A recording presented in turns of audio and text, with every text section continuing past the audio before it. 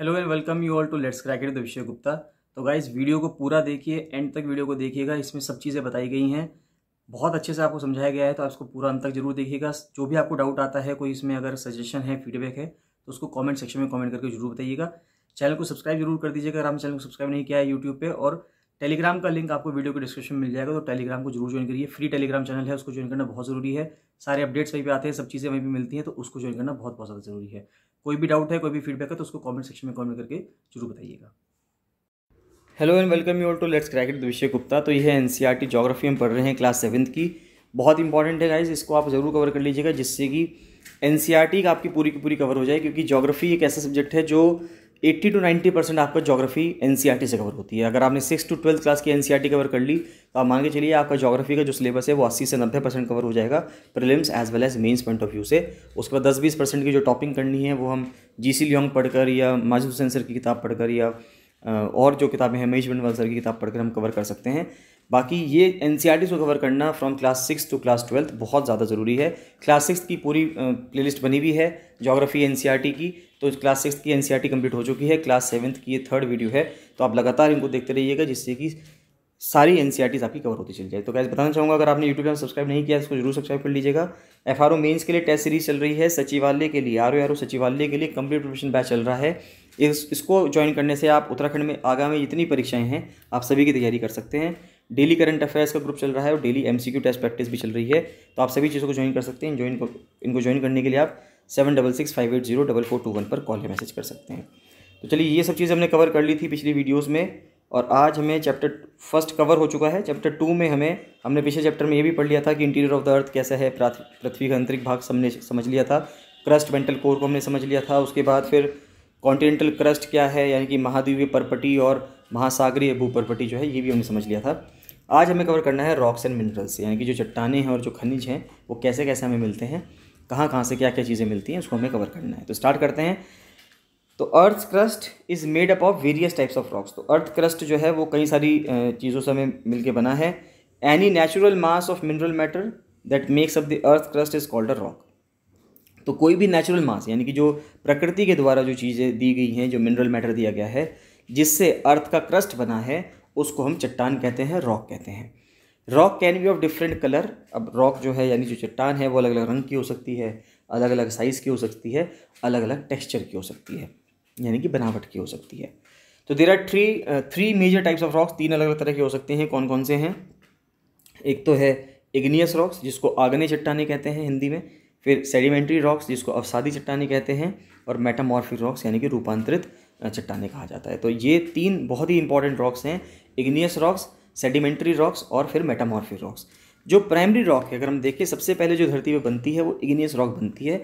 Igneous rock कहाँ से आती है? इग्नियस रॉक आती है ज़मीन के अंदर से। जो वोल्केनो जब फटता है तो लावा जब बाहर निकल के आता है, बाहर निकलने के बाद वो मैग्मा बन जाता है। तो मैग्मा बनने के बाद जो चट्टानें बनती हैं वो इग्नियस रॉक्स होती हैं। समय समय के बाद वो क्या होते हैं, उनका अपरदन होता है, यानी कि इरोजन होता रहता है, और इरोजन होने के बाद वो एक के ऊपर एक लेयर करके जमता चला जाता है। उसको हम अवसादी चट्टानें कहते हैं, सेडिमेंट्री रॉक्स कहते हैं। और फिर सेडिमेंट्री रॉक्स जब बहुत लंबे समय तक under high temperature, high pressure में दबी रहती हैं, तब जाकर वो मेटामॉर्फिक रॉक्स बन जाती हैं। तो इग्नियस वर्ड देखें, इग्नियस एक लैटिन वर्ड है, इग्निस, और इग्निस का मतलब है फायर। तो इग्नियस जो अगर आप देखेंगे तो हाल में आजकल इग्निस करके कार भी आ रही है मारुति सुजुकी नेक्सा की। तो आप देख सकते हैं कि ये जो इग्निस है, ये इसका मतलब फायर है, जो कि लैटिन भाषा का शब्द है। सेडिमेंट्री अगर हम देखें तो सेडिमेंट्री क्या है? सेडिमेंट्री एक लैटिन वर्ड से बना है, सेडिमेंटम, जिसका मतलब होता है सेटल डाउन होना, यानी कि जब एक दूसरे के ऊपर चीज़ें सेटल डाउन होती चली जाती हैं तो उससे जो सरफेस बनती है उसको हम क्या कह रहे हैं? सेडिमेंट्रेशन कह रहे हैं, सेडिमेंट्री रॉक्स कह रहे हैं। और अब देखिए, ये दोनों वर्ड लिए गए हैं लैटिन भाषा से, और मेटामॉर्फिक जो वर्ड लिया गया है वो लिया गया है ग्रीक भाषा से, जिसका मतलब है मेटामॉर्फोसिस। मेटामॉर्फोसिस से वर्ड लिया गया है, जिसका मतलब होता है चेंज ऑफ फॉर्म, कि अगर फॉर्म में चेंज आ जाए, किसी चीज़ का जो फॉर्म है उसके अंदर अगर चेंज आ जाए तो उसको मेटामॉर्फिक बोल रहे हैं। फॉसिल्स की बात करें, the remains of the dead plants and animals trapped in the layers of rocks are called fossils. तो फॉसिल क्या होता है, या जीवाश्म क्या होता है? अगर हम देखें तो डेड प्लांट और एनिमल्स, मान लेते हैं कि जब पत्थर, अगर हम देखें कि अगर हम देखें रॉक्स की जो अलग अलग लेयर हैं, चट्टानों की जो अलग अलग परतें हैं, उनके अंदर, उनके बीच में अगर हमें कोई मरे हुए जानवर मिलते हैं या पेड़ उसके अंदर मिलते हैं, तो वो बाद में फॉसिल बन जाते हैं। तो जो आज के टाइम पे अगर हम जो कोयला इस्तेमाल कर रहे हैं वो आज से कई लाख साल पहले, कई करोड़ साल पहले जो धरती पे बहुत बड़े बड़े विशाल पेड़ हुआ करते थे, वो पेड़ जब कुछ प्रलय आई या कुछ भी इवेंट हुआ होगा धरती पे कि वो पेड़ ज़मीन पे गिर गए और दबते चले गए, गहराई में दबते चले गए ज़मीन के अंदर, और under high temperature and high heat. अब क्या हो रहा कि जब वो धरती के, तो आप इसको कुछ इस तरह से देखिए, जब वो हाई टेम्परेचर और हाई हीट यानी कि बहुत ज़्यादा तापमान में, बहुत ज़्यादा प्रेशर में जब वो ज़मीन के अंदर चले गए, तो जो वो पेड़ थे वो पेड़ तो कोयले में तब्दील हो गए, और वो जो जानवर थे वो जानवरों की जो हड्डियाँ थी उसके वजह से आज के टाइम पे जो हम क्रूड ऑयल निकालते हैं ज़मीन के अंदर से, कच्चा तेल निकालते हैं जिससे हम पेट्रोल बनाते हैं, डीजल बनाते हैं, तो वो क्या है, वो पुराने टाइम में आज से लाखों करोड़ों साल पहले जो जानवर ज़मीन के अंदर दब गए थे उनकी हड्डियों का ही तेल है, वो हम कह सकते हैं इस चीज़ से, जिससे कि ये क्रूड ऑयल बना है। तो फॉसिल क्या है? फॉसिल वही है डेड प्लांट्स और एनिमल्स जो कि ट्रैप्ड हो चुके हैं under the layer of rocks, उनको फॉसिल कहा जाता है। When the molten magma cools, यानी कि अब देखिए मोल्टन मैग्मा अब क्या है, ये मैग्मा मैं आपको बता देता हूँ कि मान लेते हैं वोल्केनो, ये सब चीज़ें आगे आएंगी अभी, कि जो वोल्केनो है यानी कि जो ज्वालामुखी है, जब वो ज्वालामुखी फटता है तो उसके ज्वालामुखी फटने से पहले जो ज़मीन के अंदर होता है, जो लिक्विड मटेरियल जो ज़मीन के अंदर होता है उसको हम मैग्मा बोलते हैं, और जब वो ज़मीन के बाहर आ जाता है उसी सेम चीज़ को हम लावा बोल देते हैं। तो मैग्मा और लावा में डिफरेंस सिर्फ इतना ही है कि मैग्मा ज़मीन के नीचे रहता है और लावा ज़मीन के बाहर होता है। तो जब मोल्टन मैग्मा यानी कि जो पिघला हुआ मैग्मा है बाहर आने के बाद जब वो ठंडा होता है, इट बिकम सॉलिड, सिंपल सी बात है, वो जम जाता है। Rocks thus formed are called igneous rocks, और उससे जो चट्टानें बनती हैं उसको इग्नियस रॉक कहा जाता है। जिस तरह से अगर हम यहाँ पे देखें कि अगर आप चट्टानें देखोगे, डेक्कन का पठार देखोगे भारत के अंदर, तो वहाँ पे जो चट्टानें बनी हुई हैं, क्योंकि वहाँ पे जिस टाइम पे धरती फटी होगी या भारत वहाँ से अलग हुआ, साउथ अफ्रीका हम कहते हैं कि अफ्रीका, दक्षिण अफ्रीका से निकलता हुआ भारत ऊपर आया, तो वहाँ पर जब वो चीज़ें हुई होंगी तो वहाँ पर काफ़ी ज़्यादा मात्रा में मैग्मा निकला होगा। तो आज भी वहाँ पे मिट्टी कैसी है?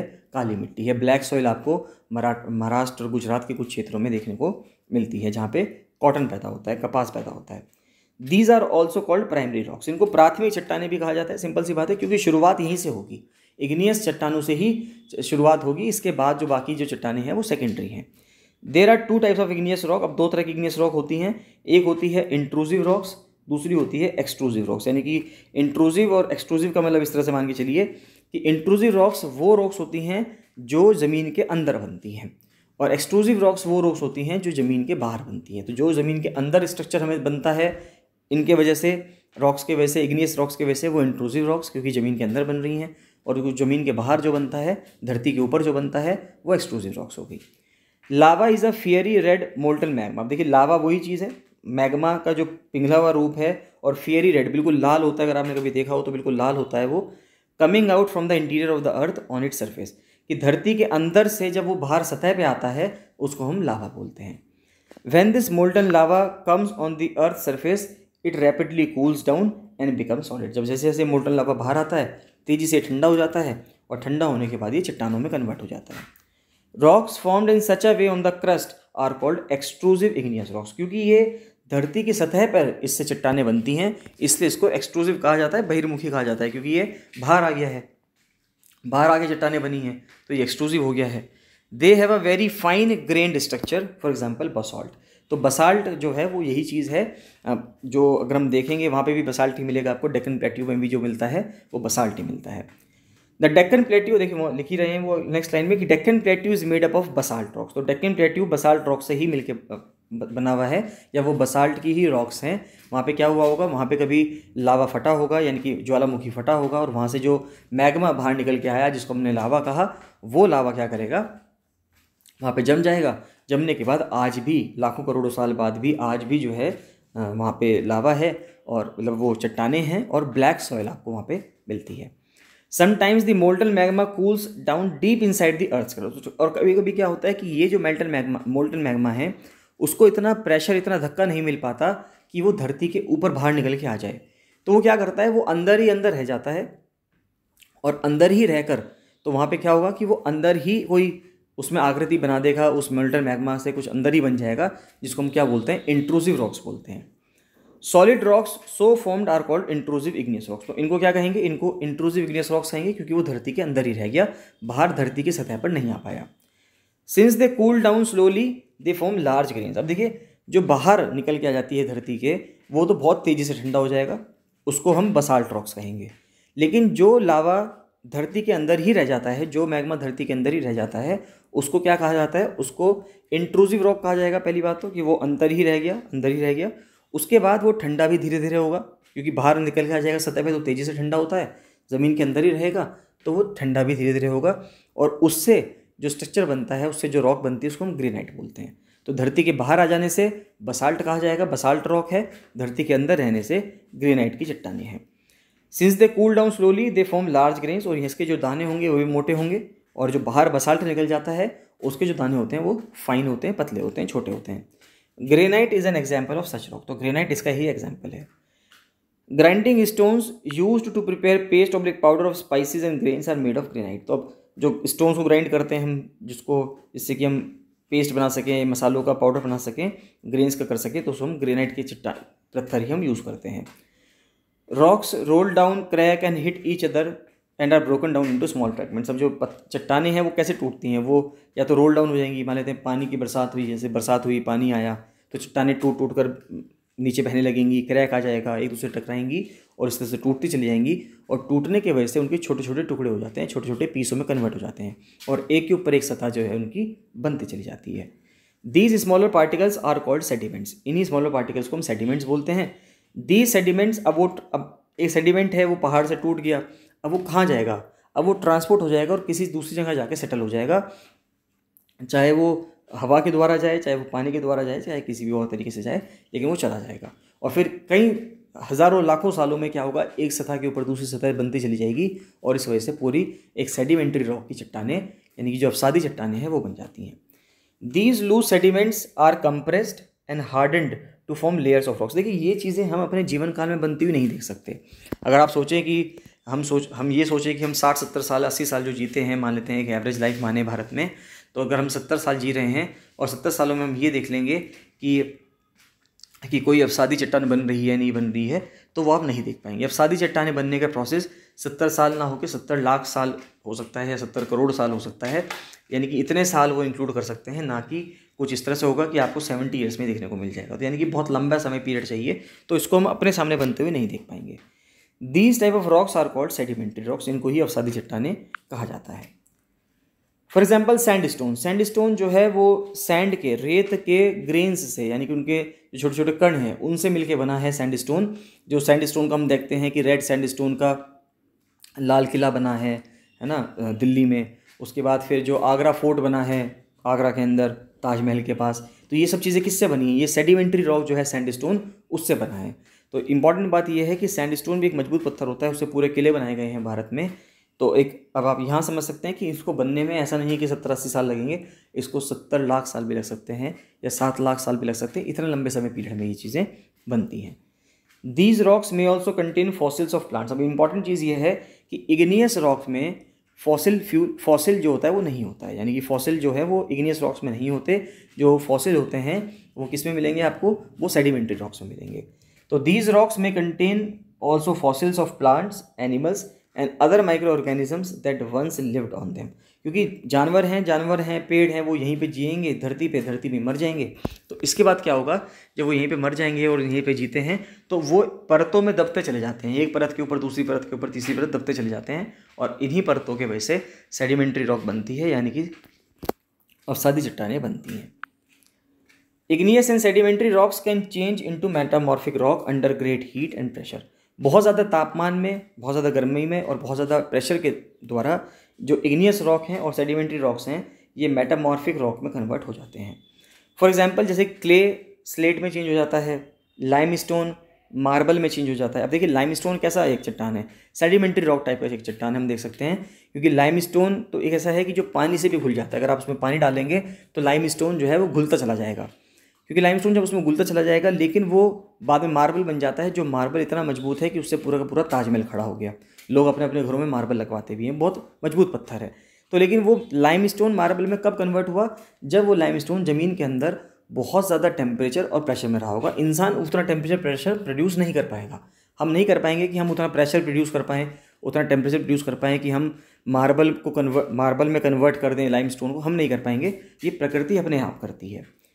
Rocks are very useful to us, सबको पता है। The hard rocks are used for making roads, houses and buildings. तो घर बनाने में, बिल्डिंग्स बनाने में, सड़कें बनाने में पत्थरों का इस्तेमाल, रॉक्स का इस्तेमाल किया जाता है। One type of rock changes to another type under certain conditions in a cyclic manner. तो एक साइक्लिक मैनर में, एक लगातार एक प्रोसेस में एक तरह की चट्टान दूसरी तरह की चट्टान में कन्वर्ट हो जाती है प्रकृति के अनुसार। This process of transformation of the rock from one to another is known as the rock cycle. इसी को रॉक साइकिल कहा जाता है कि एक रॉक की साइकिल है कि एक तरह की चट्टान से दूसरी तरह की चट्टान में वो कन्वर्ट हो गया। अगर हम देखें तो रॉक साइकिल हम यहाँ पे देख सकते हैं, ये रॉक साइकिल है अपना आप में, यानी कि शैल चक्र है। कि अगर आप यहाँ पे देखेंगे, सबसे पहले मान लेते हैं मैग्मा निकला, वोल्केनो से मैग्मा निकला, मैग्मा से इग्नियस रॉक बना यानी कि आग्नेय शैल बना, आग्नेय शैल से फिर थोड़े थोड़े छोटे छोटे सेडिमेंट्स टूटे यानी कि अवसाद, जिसको तलछट कहा जाता है। फिर इससे सेडिमेंट्री रॉक बना यानी कि अवसादी चट्टान बना, और फिर इससे मेटामॉर्फिक रॉक बना। और मेटामॉर्फिक रॉक से वापस से क्या बन जाएगा, वापस वो ज़मीन में मिलके वापस लावा बाहर आएगा। ऐसे भी हो सकता है, या फिर ऐसे भी हो सकता है कि जो इग्नियस रॉक है, इग्नियस रॉक से वो सेडिमेंट्स में कन्वर्ट हो जाए और सेडिमेंट से वापस से फिर वो मैग्मा में चली जाए, सेडिमेंट्री रॉक से डायरेक्ट मैग्मा में चली जाए। तो ऐसा भी हो सकता है, यानी कि कई सारे तरीके हैं जिनसे चीज़ें बन सकती हैं, टूट सकती है। यानी कि सेडिमेंट्री रॉक टूट के वापस टुकड़े हो सकता है और टुकड़ों से जुड़ के वापस सेडिमेंट्री रॉक बन सकता है। तो ये सिस्टम चलता रहेगा। तो हमने यहाँ तक पढ़ लिया था one type of rock to another. फिर when the molten magma cools, अब जब मोल्टन मैग्मा जो है, पिघला हुआ मैग्मा जब ठंडा होता है, it solidifies to become igneous rock, वो इग्नियस रॉक बन जाएगा। These igneous rocks are broken down into small particles, छोटे छोटे टुकड़ों में टूटेगा, ट्रांसपोर्ट होगा, जिससे सेडिमेंट्री रॉक बनेगा। इग्नियस रॉक और सेडिमेंट्री रॉक को जब बहुत ज़्यादा हीट मिलेगी, बहुत ज़्यादा प्रेशर मिलेगा, वो मेटामॉर्फिक रॉक में कन्वर्ट हो जाएगा। The metamorphic rocks which are still under great heat and pressure melt down to form molten magma. उसके बाद क्योंकि मेटामॉर्फिक रॉक है, उसके ऊपर लगातार हीट और प्रेशर लगी रहा है, तो वापस से वो पिघल जाएगा, पिघल कर वो वापस से मोल्टन मैग्मा बना देगा। वो मोल्टन मैग्मा वापस धरती के बाहर आएगा, लावा बनेगा, और लावा बनने के बाद वो बाहर इग्नियस रॉक यानी कि जो अग्नेय चट्टानें हैं वो बनेंगी। उसके बाद फिर वापस से वो प्रोसेस शुरू हो जाएगा। This molten magma again can cool down and solidify into igneous rocks. तो अब ये प्रोसेस एक निरंतर प्रोसेस है जो लाखों करोड़ों साल में चलता रहता है, और ये लगातार चलता रहता है। हम सुनते हैं कि हवाई में बहुत ज़्यादा वोल्केनो फटता है। हवाई आइलैंड जो है यूनाइटेड स्टेट्स ऑफ अमेरिका का, वहाँ पे बहुत बड़ा वोल्केनो है, शील्ड वोल्केनो है। ये वोल्केनो के अलग अलग टाइप्स होते हैं। जब हम और डीप पढ़ेंगे तब हम समझेंगे कि वोल्केनो के अलग अलग प्रकार क्या होते हैं, अलग अलग तरह के वोल्केनो होते हैं, वो कैसे कैसे बनते हैं, वो भी सब समझेंगे। तो अभी बात यह आती है कि वोल्केनो जो फट रहा है, तो वो हम समझते हैं, हम देखते हैं इंडोनेशिया में वोल्केनो फटता है। क्राकाताओ वोल्केनो बहुत फेमस रहा, 2020-21 में वो फटा था। भारत का अगर हम वोल्केनो करें तो बैरन आइलैंड जो है अंडमान निकोबार आइलैंड्स में, तो नारकोंडम और बैरन आइलैंड जो हैं, 2 आइलैंड्स ऐसे थे जहाँ पर भारत का वोल्केनो है। तो अगर हम देखें तो नारकोंडम वाला तो अब डोरमेंट हो चुका है, वो तो ख़त्म हो चुका है, लेकिन बैरन आइलैंड का अभी भी ऐसा है जहाँ पर अभी भी वोल्केनो कभी कभी फटता है। और इसके ऊपर 2018-2019 में यूपीएससी भी सवाल पूछ चुका है। तो rocks are made up of different minerals. Minerals are naturally occurring substances which have certain physical properties, और डेफिनेट केमिकल कंपोजिशन होता है उनका। Minerals are very important to human kind, simple सी बात है। जैसे कि हम कई चीज़ों को हम फ्यूल के रूप में इस्तेमाल करते हैं, जैसे कि कोयले को, नेचुरल गैस को, पेट्रोलियम को। उनको इंडस्ट्रीज़ में भी इस्तेमाल किया जाता है, जैसे कि लोहे को, आयरन को, एल्युमिनियम, गोल्ड, यूरेनियम। मेडिसिन के अंदर इस्तेमाल किया जाता है, फर्टिलाइजर्स के अंदर इस्तेमाल किया जाता है। यानी कई सारी तरीक़ों से चीज़ों को इस्तेमाल किया जाता है। यानी हम कई तरीक़ों से अलग अलग मिनरल्स का अलग अलग रूप में बहुत ज़्यादा जगहों पे इस्तेमाल करते हैं। तो ये फिगर हम समझ चुके हैं। इसके बाद स्टार्ट होता है चैप्टर 3। तो चैप्टर 3 से नेक्स्ट वीडियो में कवर करेंगे गाइस। इसमें आपको कोई भी डाउट आता है, कोई भी आपका फीडबैक है, कोई भी आपका सेशन है, तो आप उसको कमेंट सेक्शन में कमेंट करके जरूर बताइएगा। चलिए बाकी मिलते हैं नेक्स्ट वीडियो में। So thank you and bye bye.